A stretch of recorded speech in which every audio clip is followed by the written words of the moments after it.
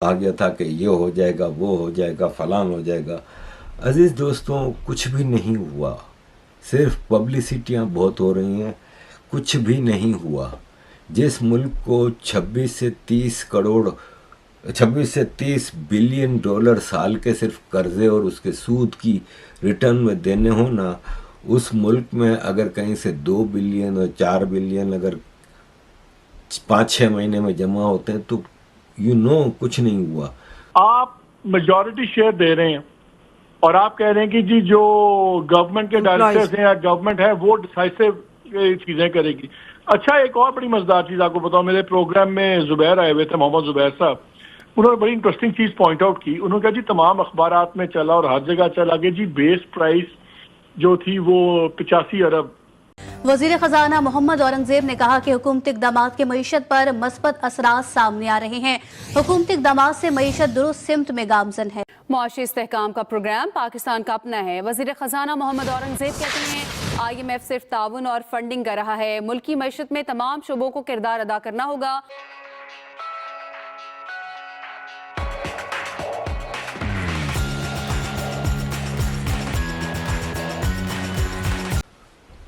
Saudi अरब, Qatar, Kuwait, इमारात, China जाके पाकिस्तान ने, मतलब एयरलाइन का इतना खर्चा हो गया, प्राइम मिनिस्टर और आर्मी चीफ के हवाई जहाज़ों, जो प्राइवेट हवाई जहाज़ों में जाते हैं, लग्जरी हवाई जहाज़ों में, वो पेट्रोल इतना महंगा यूज़ हो गया। लेकिन सिर्फ कर्जे की जो वापसी है उसको डिले कराने के लिए ये ट्रिप हो रही है। किसी तरह यहाँ से इस मुसीबत से निकालो। और अब ख़ास तौर पर ट्रंप के जीतने के बाद इनको ये डर है कि ट्रंप IMF और वर्ल्ड बैंक के ज़रिए स्क्रू टाइट करेगा। ये औरंगज़ेब साहब कह रहे हैं, फाइनेंस मिनिस्टर, कि कंट्री जो है वो डोनेशन पे नहीं चलते।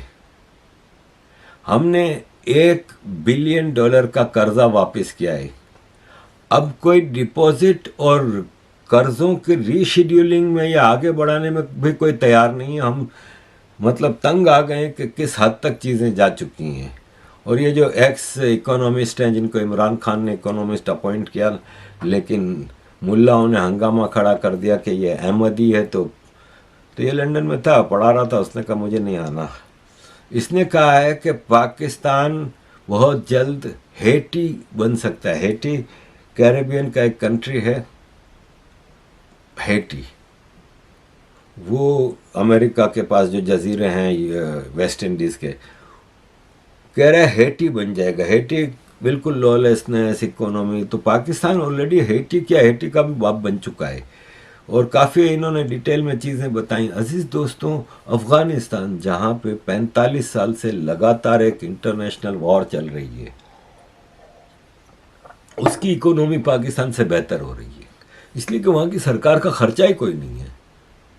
कई बार बता चुका हूँ आपको कि वो लोग अय्याशियों में रहते ही नहीं है। बड़े बड़े महलात, बड़ी बड़ी महंगी गाड़ियाँ और फॉरेन ट्रिप और ये वो, बड़े इन्होंने गारों में ज़िंदगी गुजारी है। इनकी पैदाइशी मुहाजिरों के कैंप में हुई है, अफ़गान मुहाजिरन के कैंप में। वो बड़े सख्त लोग हैं, उनके खर्चे नहीं है, करप्शन वहाँ पे अलाउड नहीं है, खर्चे नहीं है भाई जी, वो नहीं थी। इन्होंने ये कहा था कि जो भी आएगा वो 70 बिलियन प्लस कम से कम डालेगा, इसके अंदर इन्वेस्टमेंट करेगा, और वो टोटल फिगर आ रहा था 85-86 अरब के ऊपर। इन्होंने जो TORs बनाए हैं वो बड़े ही अजीबोगरीब TORs बनाए हैं कि मैं आ जाऊं, मैं आके PIA खरीदूं, लेकिन चलाऊं मैं आपकी मर्जी से। और भाई अगर आपने अपनी मर्जी से चलाई तो चला के नतीजा आपने देख लिया ना। आप हर साल आप 90 बिलियन का लॉस इकट्ठा कर देते हैं। आप आके लोगों को बता रहे हैं कि जी आप आएंगे, आप पैसे लगाएंगे, लेकिन सुनेंगे आप हमारी बात। ऐसे दुनिया में नहीं होता। So the government was not ready to cede any control। अब आप एक्सपेक्ट कर रहे हैं कि वो आके पैसे लगा रहे हैं। अच्छा, फिर उसके अंदर एक एतराज ये आ रहा था बिडर्स के, डिफरेंट बिडर्स से, जब ऑफ द रिकॉर्ड बात कर रहे थे कि जी तकरीबन 40-45 बिलियन का एक ब्लैक होल है जो हमें समझ नहीं आ रहा। तो जो फिगर्स हैं वो मैच नहीं कर रहे, जो गिवन फिगर्स थे लाइबिलिटीज के दूसरे। इन्होंने सही तरह काम नहीं किया। और प्री क्वालिफाई भी अजीब लोग किए। आप देखिए ब्लू सिटी वालों को इन्होंने प्री क्वालिफाई किया, या आपने जो फाइनेंशियल कंसल्टेंट अब लिया, शायद उनको 10 मिलियन प्लस दिया। फाइनेंशियल कंसल्टेंट का काम सिर्फ बैठ के नंबर्स मैच करना नहीं होता, या खाली उसने कोई उसकी वायबिलिटी नहीं करनी होती। उसका ये भी काम होता है कि उसने बिडर्स भी लाने होते हैं, उसने फाइनेंशियल इन्वेस्टर्स को भी सीक आउट करके, ये पार्ट ऑफ आपके टीओआर्स होता है। जब आप डिसाइड करते हैं कि हमारा फाइनेंशियल कंसल्टेंट कौन होगा, तो सिर्फ ये नहीं होगा कि नसीम की जो कंपनी है वो 2 मिलियन कम पे बिड कर रही है और मालिक की कंपनी 2 मिलियन ज्यादा, तो आपको कॉन्ट्रैक्ट मिल जाएगा। ऐसा नहीं होता, that is part of the contract. Second ये होता है कि उसका एक्सपीरियंस क्या है, वो कितने फाइनेंशियल बिडर्स ला सकता है, उसका वो कितना क्लाउड है। यहां तो बस बांटने वाली बात है। अभी तक ये 2 आपके फाइनेंशियल कंसल्टेंट्स को ये $25-30 मिलियन दे चुके हैं, और जो बिड आई है वो भी $20 मिलियन की बनती है टोटल। ये तो वो खर्चे से भी नीचे की बिड है। They need to get their house in order.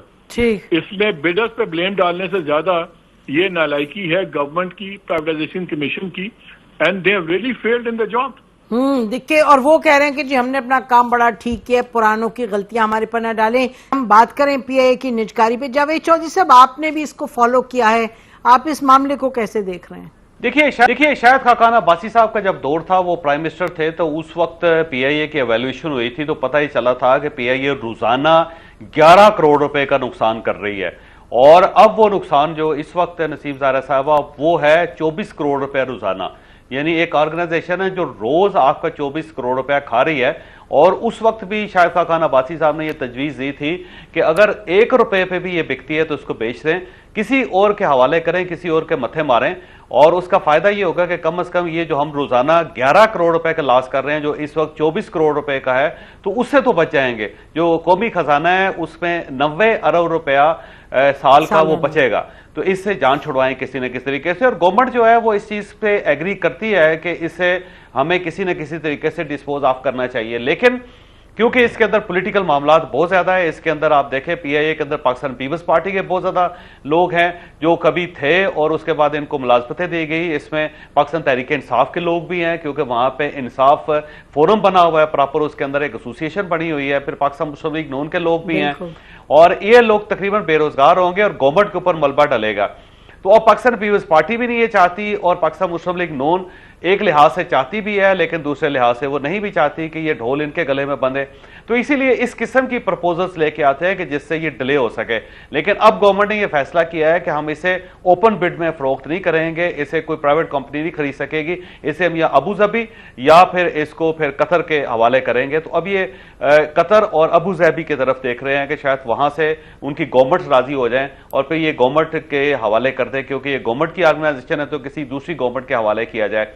वैसे इस शक्ल में पीआईए नहीं बिक सकेगी, क्योंकि इसका बर्डन बहुत ज्यादा है। आप खुद अंदाजा लगा लें कि जिसका लॉस इतना ज्यादा 24 करोड़ रुपए रोजाना का हो, तो वो कौन उसको लेगा? जावेद साहब, ये आपके पास ये आप खबर दे रहे हैं, ये आप खबर दे रहे हैं कि अबू धाबी या कतर को, क्योंकि हमें जो मालूम हुआ है वो तो ये कि जब केयरटेकर गवर्नमेंट थी तो उस वक्त एक्चुअली हमारे जो एम्बेसडर्स थे उनको कतर में भी कहा गया, यूएई में भी कहा गया कि जी आप जाएं और मोबिलाइज करें सपोर्ट फॉर इट्स परचेज, लेकिन उस वक्त तो कोई लेने वाला नहीं था। तो अब क्यों हालात बदलेंगे जबकि पीआईए के हालात और बदतर हैं?